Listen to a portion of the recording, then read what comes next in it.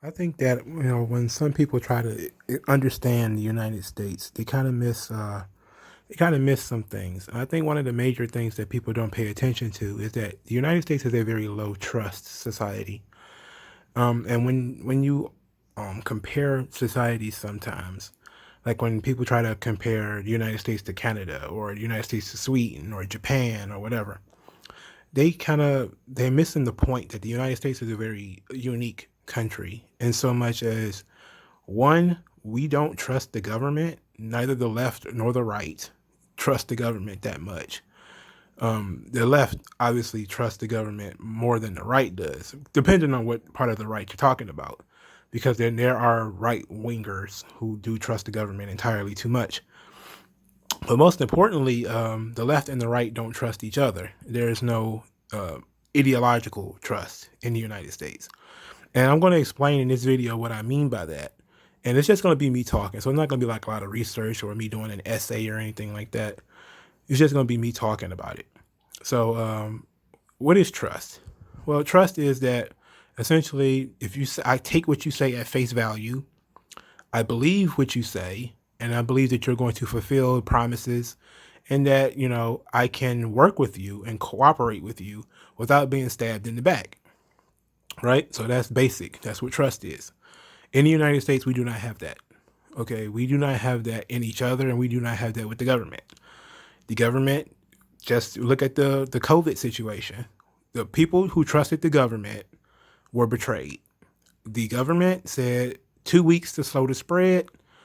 2 weeks later, people were still in lockdown. Government started to say, okay, well, now we have to do it for another week. Now we have to do it for another month. Now we have to do it for another 2 months. And then the government said no groups. And then they allowed groups for certain reasons. Then Walmart got to stay open and mom and pop shops had to close. And then, oh, well, you can go protest. Then it's okay for you to do things outside. No, first they said you can't protest because you're spreading the virus by protesting because people were protesting the lockdowns. And then when somebody protested, they started protesting racism. Then the protests were okay. So you can't have. So there's no trust. There's no trust. There's no honesty. So you're on the right and the left. You have the same problem where there's nobody trusts the government, even though I do believe that the left trusts the government more than the right does. But you also have, again, no trust within each other, where part of the left's whole thing, their whole desire to crush individuality is because they don't trust people. They trust systems to fix people. They think systems are going to fix it. So what they want the government to do is to create a system to punish individuals who don't do what they want them to do. So you see this through every system. For instance, I'll give you an example. Uber. So California passed this law saying that Uber and Lyft and the entire gig economy, they had to accept anybody who did a job had to be considered an employee. And an employee requires benefits, the ability to join a union, X, Y, and Z, which of course is going to skyrocket the cost of labor. This was an anti-Uber law that they passed in California because Uber was running. Of course, you know how Uber runs. If you've ever even been in Uber, you know how Uber works. It's like it's a better than taxis and different things like that. But California decided that Uber was exploiting the workers. Again, no trust, right? How can Uber exploit people when the person is choosing their own hours? How could Uber be exploiting you when you're driving your own car? But since you can't argue with these folks. There's no trust. They won't listen to you. They think that they know what's better for you. So they're going to take over the company essentially by changing the laws and demanding that you do something that you don't want to do. Not only is it a situation where Uber doesn't want to take on all these people as employees, but then a lot of people who are going to be affected don't want to be employees. Some people just want to go and pick up some extra cash, in between other jobs or doing something else. But the government wants to come in and tell you, well, no, this is what you should be doing. This is what you should want. And people are like, no, you're fucking up my stuff. What are you doing? And the government's like, no, I don't trust you. I don't trust you to make your own decisions. I don't trust you to be an adult, but for some reason you can vote. I don't understand that. I don't understand the concept of, there is no trust in society, yet we let people vote. That's kind of stupid. But Uber is just one example. I'll try to give you another one. This one not so not corporate in such a way. Abortion, right? I'll give you an abortion example. Now, the abortion example has been going on for years, right? If you know anything about abortion, you've heard safe, legal, and rare, right? That's what the Democrats and the left wing, the pro-abortion side, or the pro-choice, quote unquote, pro-choice side has said for years, that they want abortions to be safe, legal, and rare. They don't want, they claim they did not want a lot of abortions. So then when abortion started to go up, they were not rare anymore. There seems to be a problem. And then they just said, well, safe, legal, and rare, we're going to throw that out. Now we just believe abortion whenever you want. And now people who were kind of with safe, legal, and rare have to make a choice. They have to be like, okay, I'm going along with the radical abortion agenda and just be okay with people just aborting babies left and right for no reason. Or I have to join the pro-life side after admitting that I was pro-choice before. And look, there's a lot of people who do stuff like that. It is what it is. Sometimes people are made fools of, that you have that trust, and you trust the system, or you trust somebody who says something, and then they stab you in the back. Like the war in Iraq and Iran, or the war in Iraq rather. People believed that Saddam Hussein was really behind 9/11 and all that type of stuff. It ended up being a lie. All these people who died ended up being a big government lie. The government lied. It wasn't Saddam Hussein at all. So when you have that society, or have a society where people, Scott Adams, the creator of Dilbert, he says something that I very rarely remember things that people say, especially enough to quote them directly. But he said that, we in the United States, there's always one screen, two movies. Essentially, no matter what is objectively happening, it is being filtered through your personal ideology, so that even two people who look at the same picture are going to see two different things. It's like everything is a Rorschach test. So you see a situation. I'll give you another example. I'll give you an example. The George Floyd tapes. So the George Floyd tapes come out, and essentially both sides say, "See, I told you. I told you the cops were bad guys. Look at what they did." And then other people are like, "See, I told you George Floyd was a crackhead criminal. Look at what he did." Both sides are just taking this same story, the same piece of footage, and running with it because they both think that they're right. It's the two movies, one screen phenomenon. It does not matter what you put in front of some of these people. The United States is such a low trust society that you can read words objectively, posted on a screen, and people will interpret the words differently. This is why one of my favorite sayings is, I'm only responsible for what I said, not for what you heard. Because what you heard is going to be filtered through your own ideology. You hear what you want to hear, right? You understand what you want to understand. Sometimes we get into these arguments with people. Like sometimes when you arguing with somebody, they're misunderstanding you on purpose. And sometimes they're misunderstanding you because they are disagreeable. So it doesn't matter what you say, they just disagree. Now, when it comes to the two movies, one screen situation, now George Floyd and all that type of stuff, a lot of these people have followings. Like if you follow YouTube or Twitter or whatever, these people have massive followings. A lot of these people who are inflexible in their positions, they have massive followings. They cannot all of a sudden say, well, I was wrong, and then just walk away from it. They will accept certain things, and then they will say, but ultimately, I'll give you an example of this. Some leftist guy sees the George Floyd tapes. They start talking about, you see the police pulled the gun on him. That's why he was scared. That's why he was upset. And he was crying and blah, blah, blah, and yada, yada, yada, because the cops pulled the gun on him. Right-wing guy look at the same footage and say, well, he pulled the gun on him because the cop said, show me your hands. And instead, George Floyd, who was acting erratically already, refused to show his hands. So the cop pulled the gun to say, show me your fucking hands. It wasn't that he was being abusive. He was just being safe. Two people look at the same situation and interpret it differently. Now, who is right, who is wrong, that's your opinion. You looked at the video and tell me. I know what I saw. I didn't see any good guys. Everybody's acting stupid. And that's usually what happens when people get killed. It's usually a little bit of everybody acting stupid. Okay, so that's just kind of it. But there's no trust in society. And there are certain people who format that trust, that lack of trust. They create problems. And this takes me to the book Bowling Alone. I don't know how many people I was forced to read this book in grad school, which I'm really glad I did. But it was about sort of how the social movement in the United States started to fall apart. People stopped going to church. People stopped joining social clubs. People stopped doing things together. They stopped going. The book was called Bowling Alone because it used to be bowling leagues. There used to be like a lot of bowling leagues in the United States. And slowly but surely, these things started to taper off. Fraternities and all these different things started to die out. And Putnam, he wanted to look into these different things. And he found a lot of different things. I think he blamed television, ultimately. I think TV was one of the big things. But another big thing was trust. When you started having people invade these organizations through government fiat, people started to leave.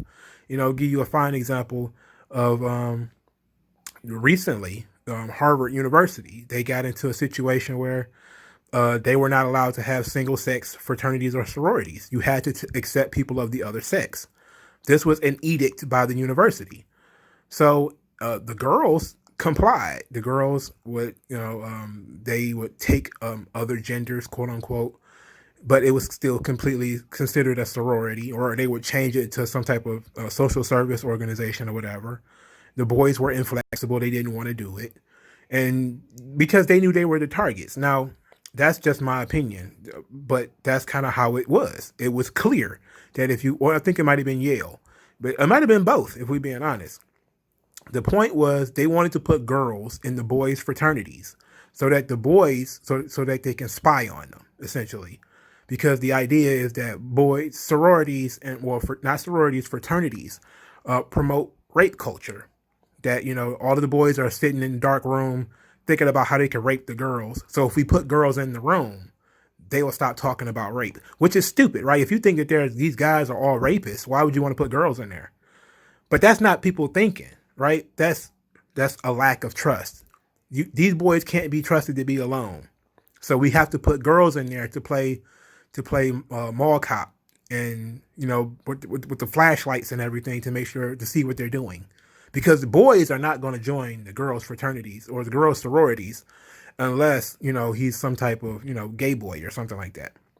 But girls will gladly force their way into the boys' sorority because they do it with sports too. Like, there's always that, the idea that girls should be able to play with boys if they're quote unquote good enough. And then the standard of good enough becomes down because a boy who wouldn't make the team is going to be better than the girl who makes the team. But the girl is going to make the team because, we can say we're breaking barriers or whatever the hell, right? That is low trust society. If you are, when recently a WNBA player started coming out saying that, oh, well, it's not about size and strength and all that stuff. A WNBA player is just as good as an NBA player. And some people were seriously thinking that that's a good thing and yada, yada, yada. And other people just laughed. Like, no, you would not make it at all in the NBA. You probably couldn't beat a group of teenage boys, and it was just kind of like, you can't, a clear sign of a low trust society is the fact that people live a lie and you're not allowed to expose the lie. When you can't expose the lie, you can't tell the truth, then you live in a low trust society. And in some cases, the truth is honored to the point where, it can be acceptable that you said something that is true or fundamentally true. But in a low trust society, man, even if you tell the truth, you're telling the truth for a bad reason. Give you another example of that. You're not allowed to talk about, transgenderism. You're not allowed to talk about why men are men and why women are women. because if you're doing that, you're attempting to be transphobic. You're trying to attack trans people. And it's like, no, it is what it is, whether trans people exist or not, whether you believe in them or not, whether you accept them or not. Nature is what it is. No, that you can't have that conversation anymore because they don't believe that. They believe that you saying are men and women are women and gametes and chromosomes and testosterone and all this sort of thing, that you talking about this stuff at all is an attack on trans people. You're not allowed to talk about this. So this is where you get all these people who had to get kicked out of their classrooms. And give you another example. I have so many. The re-education camps that they've created, where you have to go and learn about your white fragility, because everybody has to be a racist.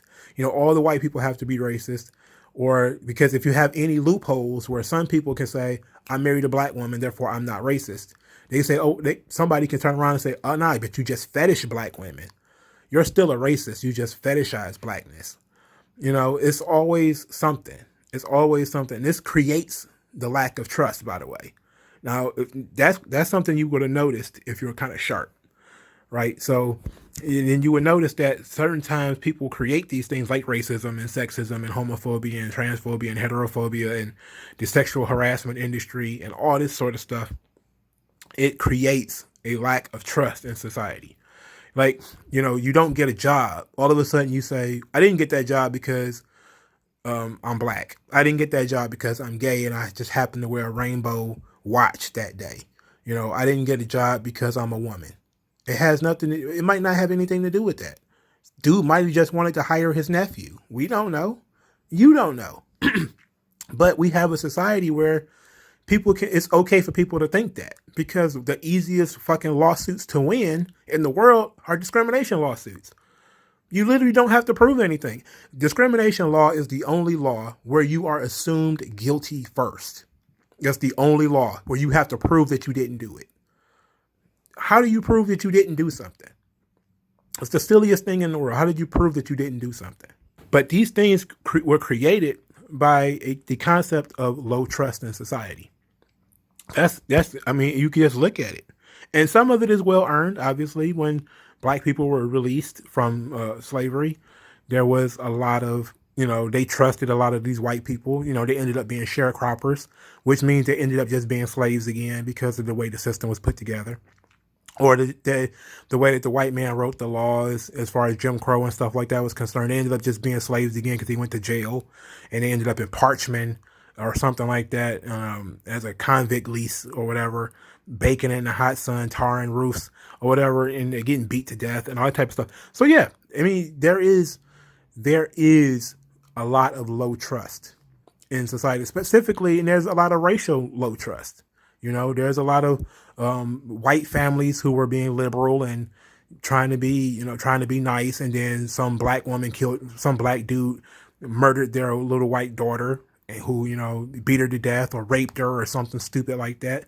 There's a lot of black people who don't trust the government because of Tuskegee, due to Jim Crow and all that type of stuff.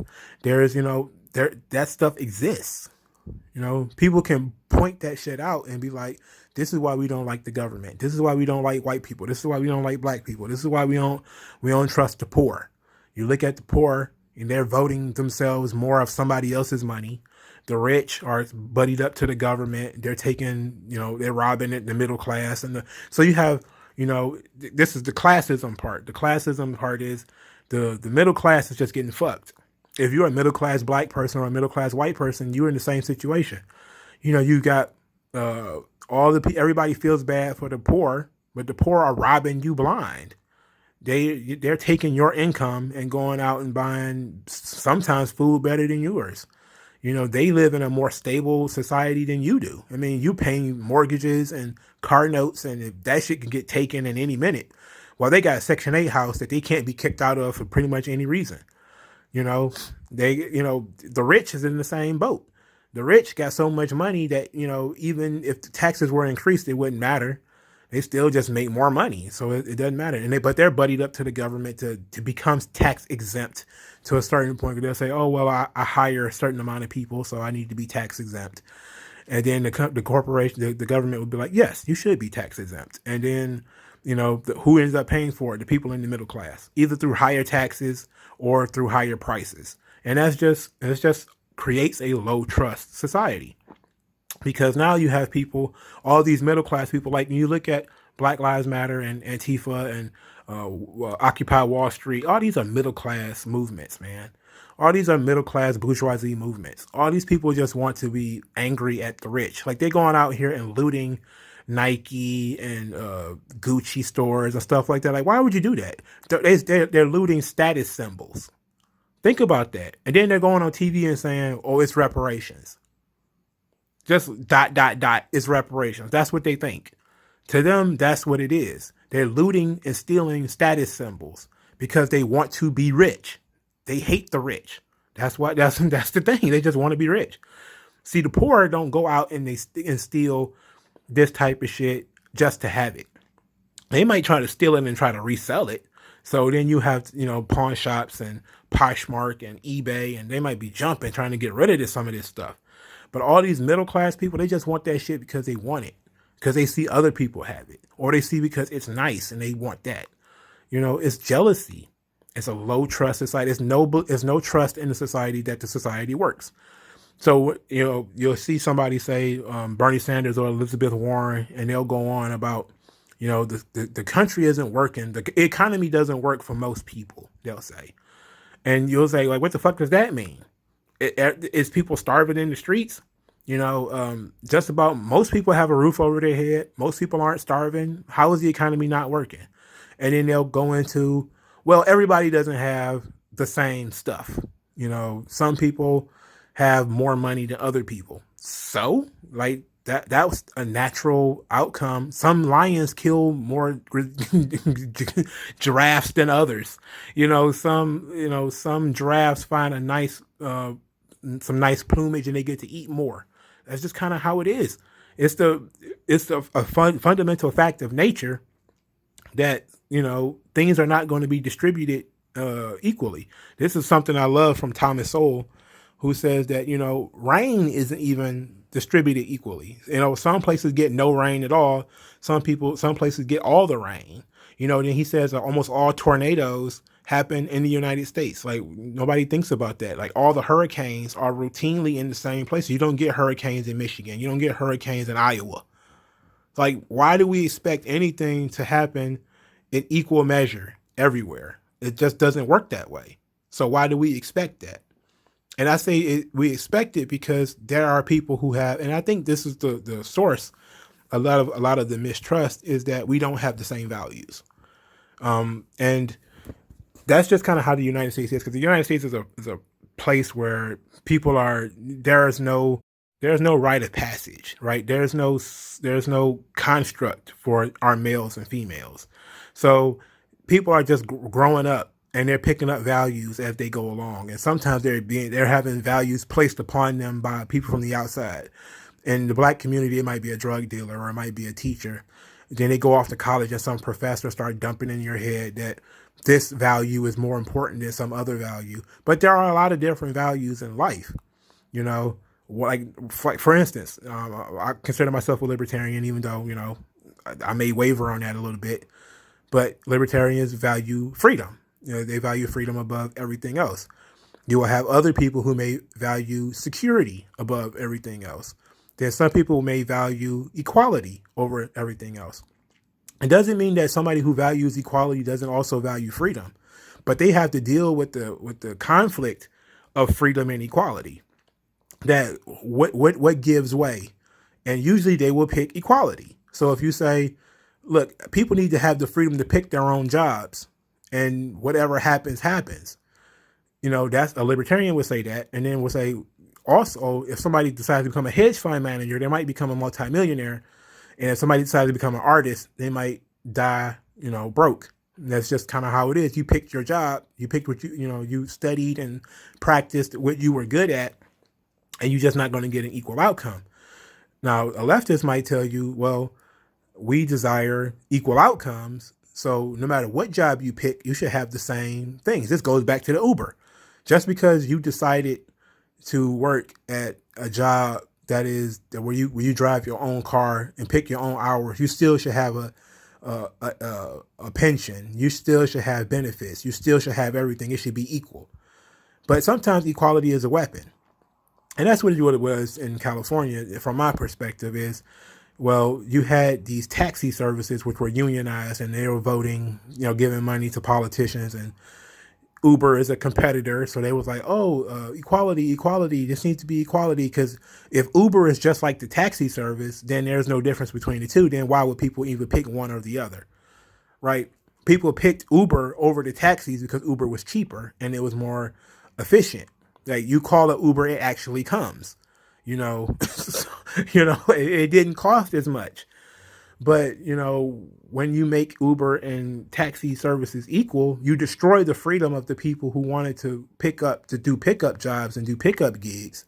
You destroy their freedom for the equality, right? And security is another one, where some people may value security, which means they end up in a police state. Those are the authoritarians. These are people who, above all else, enforce the law. No matter what the law is, enforce it. It needs to maybe even come with some jail time or whatever.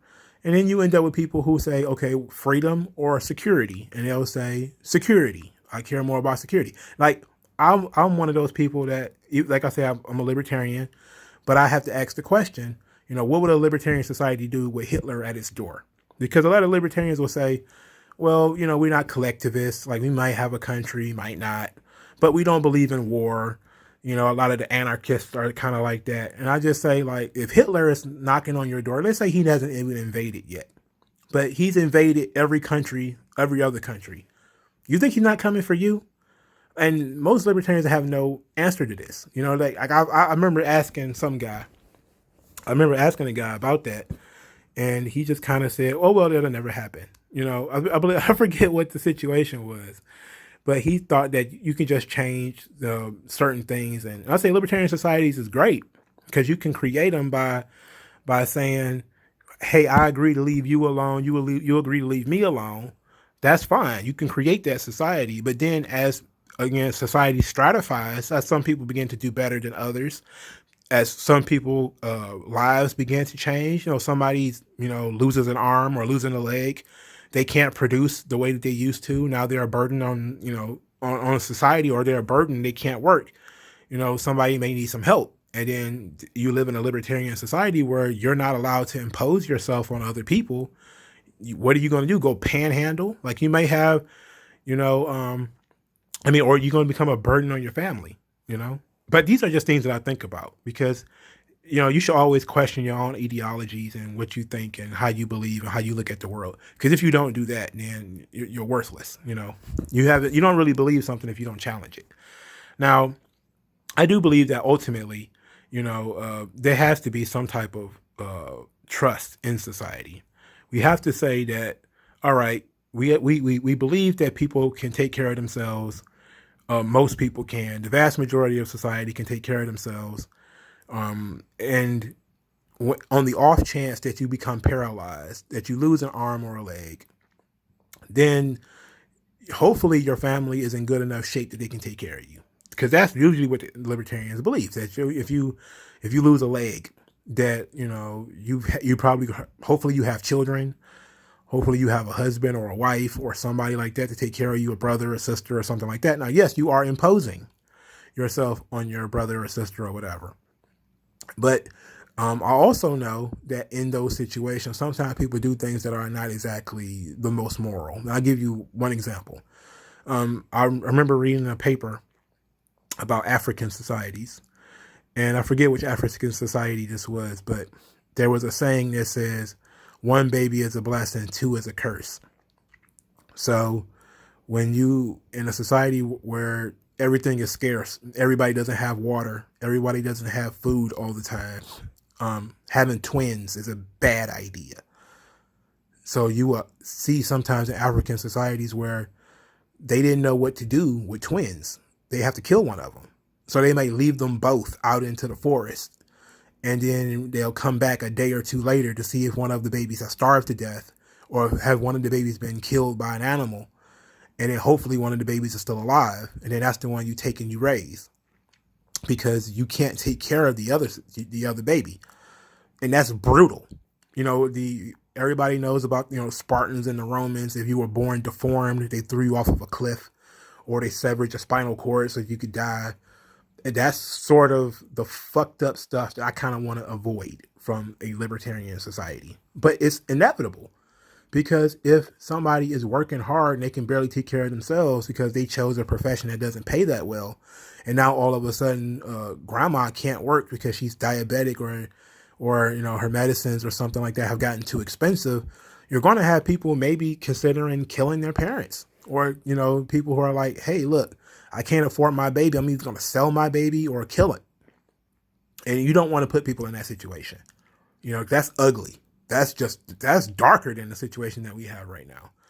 Like, that's some real dark shit. I don't want to be in societies where people are killing their grandparents because they can't take care of them, or they're letting their mom waste away and die because they can't take care of them. That fucking sucks. Okay, so we need to have some type of function in society where people can take care of each other, but it's not imposing, and it also doesn't come with burdens without responsibilities. And one of my favorite YouTubers before he got taken down was Turd Flinging Monkey, and he used to say, responsibility without authority is slavery. Essentially, if you're responsible for something but you have no control over it, you're a slave. So he used to say this about things like alimony and child support, where as a man, you're paying for something that you have no control over. You have no control over whether you see your kid or not, but you have to pay child support, even though you're not in control. You're not in control of your kid. Mother can do whatever she wants. Like, in certain situations, you'll see like the mama will be all for some gender transition shit or something like that, and you have no voice in the situation, but you're paying child support. You're essentially a slave. Like, she took the house, she took the car, she got the kids, and you have to continue to pay the mortgage, even though you live in an apartment. You have no control over what she do. She can continue, fucking different guys or whatever, and you have nothing. You're essentially a slave in that situation. And I agree. If you are in a situation where you are responsible for other people and you don't have any control over those people, you are a slave. And that's something that a lot of people, when I talk to them, especially leftists and communists and all that type of stuff, they don't seem to understand that. They don't seem to understand that the bosses will pay for it, but they don't get a control. They don't get control over it. It's complete hogwash, I remember when the mask thing started talking up and people started saying you have to wear a mask, if not for your own safety, for the safety of others. So then people would say, well, if I have to wear a mask to protect you, to protect your health, if your health is my responsibility, then I need to take authority over your health, which means you shouldn't be out eating cheeseburgers. There should be mandatory exercise, blah, blah, blah. This was barbell Twitter, people who work out all the time, gym rat, or just call it gym rat Twitter. Gym rat Twitter really lost their minds because they were like, I'm doing all this stuff to be healthy and safe. I'm a vegan, or I'm on a carnivore diet, or I'm on the keto diet so I won't get fat and sick. Why do I have to wear a mask to protect other people? Which is a perfectly reasonable question to ask, And then they decide, they flip from that to, if your health is my responsibility, then I should be able to take control of it. And I don't see the problem, I see how the logic follows. You are responsible for your child, so that way you get to have authority over your child. You get to discipline your child because you have authority over them. You are responsible for them. Your child does something stupid, you're likely to be held accountable for it. If your child gets a gun, your child has a knife, your child goes to school and gets into a fight, your child is truant from school, you're responsible. They come to the parent first, because you are responsible. You have the authority. Now you have to correct that behavior. So if you tell other people that essentially they've become the stewards of someone else's health, then they're going to start imposing their will on you. And this is the reason why libertarians exist, because it's like, well, we don't want the government taking responsibility for us, because then the government can then start telling us what to do. And which is exactly what started happening with COVID. The moment the government started taking control, it started saying who is essential and who isn't, who can do what and when, where, how, and why. And the rules didn't matter. people could break the rules and certain people got punished and some people didn't. Like that sort of thing creates the low trust in society. When you don't have, like, the 14th Amendment of the United States says that everybody should have equal protection under the law. Not everybody should have equal fucking outcomes, but everybody should have equal protection under the law. Which means if you call the police should show up no matter where you are. That you should be able to, and even into, let's say you go to the extremes. Everybody, if some people can discriminate, other people should be able to discriminate as well. It's that simple. Like in religions, like I said, if you want to have like when you see like the baker who's being forced to bake the cake, and I believe in Colorado, like they keep going to him, and he keeps going to the Supreme Court. Like they're trying to bankrupt him. That's what they're trying to do. But he's fighting for his religious rights. Now, to be quite honest, they could go to an Islamic baker and try the same thing, and he'll probably do the same thing. He probably won't refuse to bake the gay cake, right? But they're not going to do it because there has been a standard in society where it's okay to discriminate and fuck with and harass certain people, but it's not okay to harass other people. And it is okay to harass Christians. It is not okay to harass Muslims. So in order to not lose your case because you're harassing Muslims, which is a minority, they just pick on the Christians because the Christians are the majority. So this means that, in a sense, the Christians do not have equal protection to Muslims. Okay, and that's, for some reason, that's not accepted. Affirmative action is another one. To say that certain people, it's okay to hire certain people for race and gender, but not others, is racist and sexist. But it's okay under certain laws. This is absolutely nonsense, and you can't trust people like that because people don't always agree with that. Because even this goes back to what I said about values. Just because somebody values one thing over another does not mean that they don't also value everything else. Like, I value security, I value equality, but I don't value security and equality over the freedom of most people, because I understand that freedom sometimes will lead to more equality and will lead to more security in some instances because people are, free to innovate and create their own ideas and create their own outcomes. So I don't need the government to come in and fix things all the time. Like there are some things that we want communally, a judge, courts and police, firefighters, ambulances, that sort of thing. But most other things can be handled yourself, or you can be handled within a certain group. You can handle it yourself. You really don't need the government to step in and do it. But again, when the government starts taking control of things, then they decide who can get it and who can't. So I'll give you another example, because I got so many. The gym in New Jersey, right? There was a gym in New Jersey who was shut down for COVID because COVID, they said you can't have gyms or you can't have a certain amount of people in the gym, but they didn't want the gyms open at all. They wanted gyms to be closed.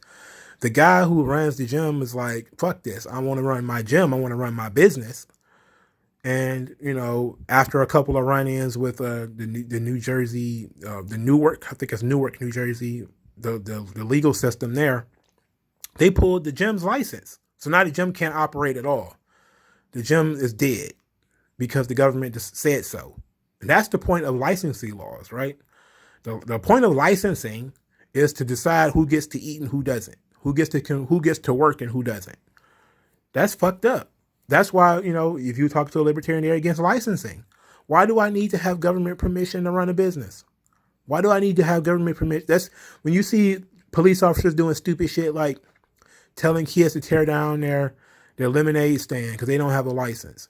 It's stupid. It's the stupidest shit in the world. And it's unequal protection because it's creating a situation where everybody can't work. Why can't I make my own money? Like, I don't understand how, give you another, maybe not an example of unequal protection, but just something silly about the licensing laws. Why is it that my mama can cook the best fried chicken in the world and it's good enough to feed her own sons? But if she tries to sell fried chicken, the same fried chicken she would give to her sons for free, if she tries to sell them to people at church, it's a crime. Cook it in the same grease, in the same goddamn kitchen. It's perfectly fine to give it away, but you can't sell it. You can accept donations, but you can't sell it. That's the stupid shit that I be talking about when I'm saying like the government shouldn't be involved in this, because the government isn't protecting anybody. Because if my mom is going to fry chicken, she don't know what the fuck she doing. The first people who are going to get sick are the people who are in the house, or the people that she raised. We would be the first ones to know that she can't cook chicken for shit. but you know, the licensing laws are there to protect KFC and churches and Popeyes and all these fucking chain restaurants who, you know, who pay taxes. So it's like you don't want to, and then it's also, you know, they want to get their tax money. So it's unfair. It's fucked up. Why do KFC and Popeyes and all of them get the ultimately get to decide who gets to eat chicken and what kind of chicken you get to eat? Why don't you have more options? Oh, you can start your own restaurant. Yeah, but you need a license for that. And that shit costs money. And then with the licenses comes with all of these state regulations, like maybe state regulated kitchens and state regulated ovens and state regulated this and state regulated that. And it's a disincentive to work. And again, low trust society. You say, oh, it's simple. Just go get a license. And then when you try to get the license, it all you have like a list of requirements of things that you need that are just kind of like going to take you forever to get together. That's what I mean, man, by it being a low trust society. You can't trust this. You can't trust simplicity of the thing. Like Congress is constantly gridlocked because they don't trust each other. They'll say, well, we're going to create a law to ban the shooting of squirrels. And it's not going to be one sheet of paper that says shooting squirrels is illegal. You would think that if that's the point of the law, why would they be debating some shit like that for 2 months? If the only part of the law is don't shoot squirrels. That's 3 fucking words. But no law ever passed by Congress is that short. They're all 50 fucking pages of redefinitions and a bunch of other shit because you can't trust them. You cannot trust people to do what they say they're going to do. Somebody says, oh, we're going to create a law. You know, like I said, like when you look at the Constitution is plain. I've said before that, and maybe I've said it before. Maybe some people didn't hear me, but I'm going to say it again in this video, maybe for people who might not have heard it. The law should only really be valid if people can understand it. That's one of Cesar Picaria's rules. If the average Joe does not know what the law is, he should not be subject to the fucking law. If he doesn't know what it means, if he can't read it and understand it, he shouldn't be subject to it at all. Okay, so ultimately, when you have these people who write up these crazy laws and they're changing definitions, and you know you have all these people walking around with pocket constitutions, which used to be a normal thing as far as I know. There used to be a bunch of people who walked around with the Constitution in their passenger, the glove compartment of their cars. There used to be people walking around with constitutions in their pocket. But people stopped doing it because the fucking Constitution doesn't mean anything anymore. Because the average Joe can't pick up the law and say, this is what the law says. You can't do that anymore. Because the words have been, the definition of the words have been changed. Congress and the Supreme Court have gone through and changed every goddamn thing. Now, you know, certain things don't matter anymore. Like, you know, you have in the situations in California and New York, where it's freedom of religion and the government shall not become involved in religion. It's clear as fucking day in the Constitution. And yet, this New York and California decide, well, we can shut down church services because COVID. Like, no, you can't. Legally, you should not be able to do that. The average Joe should be able to pick up the law and say, look, this is the fucking law. The average Joe cannot do that anymore. The average Joe cannot pick up the law and say, this is what the law says. I can read. This is what the law says. This is what these words mean. You can't do that anymore. So people don't trust it. People do not trust the society. They don't trust the government. They don't trust each other. And you have these systems now where they implant trust even within the family. Go back to the child support thing. There are in certain states, the mother has control over the baby. So you're not even allowed to, she can say you're the father of this child. You're on the birth certificate or whatever. You're financially responsible to this child, but you're not allowed to DNA test the baby. You're not allowed to DNA test. You're not allowed, even though the baby is a completely separate entity, it's still somehow a part of her body. It's somehow hers that you can't DNA test the baby. That means you can't even have trust in your own family. You can't have trust in your own family because this is how the laws have stacked up. The laws have tried to stack up on one side. Domestic violence situations. Somebody has to go to jail. It's almost always the man because unequal protection of the law. It's okay to discriminate against men in situations of domestic violence. So if there's any type of domestic dispute, they're going to ask the man to leave, not the woman. Even though there's tons of fucking shelters for women and none for men, the man has to leave. Like you have these situations, and and you may say, well, Mongo, these are all small. These are all real small. And I say, look at the beach. The beach ain't nothing but little grains of sand. That's what the system is. Everything that I've said today, plus hundreds of thousands of other things, are nothing but little beads, blades of sand on the beach of why people don't trust each other in the United States. And of course it's the same thing over in Europe, in Canada and Mexico, but some high trust societies, they do tend to be, Japan is one of those societies where, it's very high trust. It's also very collectivist, and if you're a high trust society, you can be a little bit more collectivist because you have some of the same values, or you value the same things. It's not always about religion or genetics. Like, everybody in Japan is Japanese. It's like, that's part is true. And that helps with trust because you don't have that silly racial shit that we got in the United States where somebody's skin is two shades lighter than yours. All of a sudden they get privileges because they got 2 shades lighter than you privilege. Like, I'll never forget. This is what made me lose respect for Michael Eric Dyson. So Michael Eric Dyson is a black sociologist. He is a motor mouth and a bloviator. And I used to really think that he was really smart, and I used to like him. And then I saw this YouTube clip of him. His brother was in prison. I forget what for, maybe armed robbery, maybe murder or something like that. And he was asked by an interviewer, how is it that you and your brother, both black men, around the same age, grew up in the same exact house, you ended up a professor at Georgetown, he ended up in prison. This intelligent, smart man said, I'm lighter skinned. That was his excuse. Well, colorism. I just decided to leave it dead air so you can absorb the stupidity of that comment. Not, well, he made some bad choices. Because if he says he made some bad choices, then wouldn't other people have made bad choices? That's why they're in prison, and it's not racism. Okay? And that's when I started saying, like, this nigga is full of shit. Right? That creates a low trust society. You can't tell the truth.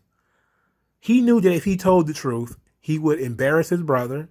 He would destroy his own ideology, and people would look at him differently for telling the truth. He couldn't say, well, my brother's a fuck up. He knows he's a fuck up. I love him, but, he's a fuck up because that would be telling the truth, but he has a massive platform, and I'm pretty sure this was pretty old, but he had like this big platform and everything. And he has to be consistent within that platform, and that platform is not built on truth. So he has to sow lies. But when he gets caught in those lies, what happens? Either you have to turn the other cheek, or you have to do what I did, and you have to accept that this nigga is full of shit. And once you have that, like, I used to read Michael Eric Dyson books until I saw that clip. Then I don't even bother reading that nigga books anymore. He's full of shit. Right? If your brother is in prison because something he did, you could have even lied and said he didn't really do it. But you just said, well, colorism, I guess. I'm a couple of shades lighter. It's like, fuck you. Like, you got Whoopi Goldberg now. Fucking billionaire. She's out here talking about white privilege, and she got all these white women, and she's talking about there's something about your whiteness that gives you an advantage. And I'm like, can you explain how a white person has any sort of advantage over you, Oprah? That creates distrust in society. Now you have all of these white people looking at black people like, damn, you guys are so fucking stupid and so paused in your mind virus of victimhood that even if you're doing extremely well, you still feel like a fucking victim. This stuff never fucking ends. It is an industry of creating distrust in society, and people profit off of it. That's kind of the bad thing about, being sort of the capitalist ethos, is that sometimes we will damage the environment and see that the environment being damaged, and we can see that the environment is being damaged, but we kind of accept it, right? We kind of just be like, well, that just comes with the, like, cutting down trees in the Amazon or poisoning the water. Not, people don't do it on purpose, but if you look at something, you can see that it's poison. You're like, damn, that's fucked up. Why'd you do that? It's like, damn, I had to do it. It was a mistake. I didn't intend to do it. But you have some environmentalists. They'll be like, you cannot chop down any more trees. And you're like, fuck you. I need paper. We need toilet paper. We need wood for firewood. We need this. We need that. We need to build tables and stuff. So fuck you and we're not going to cut down any more trees. We're going to cut down some trees. But at the same time, we have to look at our social pollution of people who just make money off lies and just have to accept it. That's part of our environment too, is that people are just liars. And that's what they do, is they lie. And we can't do anything about that, because the part of having equal protection under the law and respecting everybody's rights is you have a right to lie. You have a right to go out there and lie for profit. You do. So what can I do? What can I do with Michael Eric Dyson going out here talking about colorism when his brother robbed somebody or shot somebody or whatever? I can't do anything. All I can do is just turn my back and be like, man, this nigga's something else. And then tell other people about it. Like, hell, yo, you listen to this nigga? He's something else, dog. I ain't trying to hear that. And that's the best thing I can do. Because I don't have any power to shut him up. And if I did have the power to shut him up, it wouldn't be the right thing to do, because he might have something good to say one day. And I still leave that door open. I think, even though I think some people are supremely fucking stupid, who knows, they may have something good to say one day. And I don't want them to be completely in the dark or completely dead or hanged. And sometimes I make jokes about throwing socialists out of a helicopter or some shit, because it's just a joke. But, sometimes they do point to something that might be smart, They might point to something that might be real exploitation. Now, they do turn their back to actual exploitation when it benefits them. For instance, you don't see too many of these socialists saying anything about the NBA, and their abuse of the Chinese Uyghurs. They don't say shit about all these black people who talk about slavery. They don't say shit about Nike. Nike and their basically slave labor into making those goddamn gym shoes that they go out and steal. They don't really say anything. They don't say too much of anything about that. That's part of being part of a low trust society, is that, people fucking suck.